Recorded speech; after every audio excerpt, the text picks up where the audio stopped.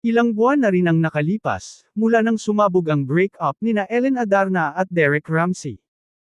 Mas lalong umingay ang kanilang hiwalayan, dahil sa mga pasabog ni Ellen sa social media, ang tungkol sa mga babae ni Derek, at ang mga resibo na nilabas ni Ellen sa kanyang mga social media accounts, laban sa kanyang ex na si Derek Ramsey. Ibinunyag ng dating aktres na si Ellen Adarna na officially part na ng kanilang group chat ang isa pang ex-girlfriend ni Derek Ramsey na si Angelica Panganiban. Sa isang question and answer trip nitong bisperas ng Pasko ng celebrity mom sa kanyang Instagram stories, ay sinagot niya ang mga katanungan ng kanyang mga followers. Isa nga sa mga naging tanong kay Ellen ay kung may posibilidad na maging magkaibigan sila ng aktres. May chance po ba na maging friends kayo ni Miss Angelica P? Tanong ng isang netizen.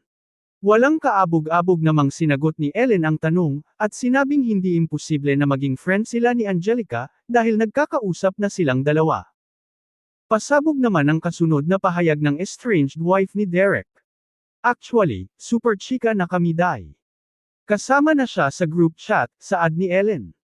Bet rin niyang panuurin ang comeback movie ni Angelica na On Mary, isa sa mga Metro Manila Film Festival 2025, movie entry. Manunood nga ako ng On Mary. So relatable, say pa ni Ellen. Si Derek, na naging boyfriend ni Angelica, ay nakarelasyon at naging asawa ni Ellen. Ngunit makalipas lamang ang 4 na taon ay naghiwalay rin sina Derek at Ellen. Para sa mga hindi aware, tungkol ang pelikula sa mga mag-asawang dumaraan sa annulment. Naging usap-usapan naman ang posibleng friendship na mabuo sa pagitan nina Angelica at Ellen matapos purihin ng una ang huli sa kanyang tapang. Alam mo, I wish her well. Having 2 kids. Hirap nun. And nakikita ko yung ibang stories niya, dadaan sa algorithm ko. Mukha siyang okay na mom, di ba? Na parang you wish her well, di ba?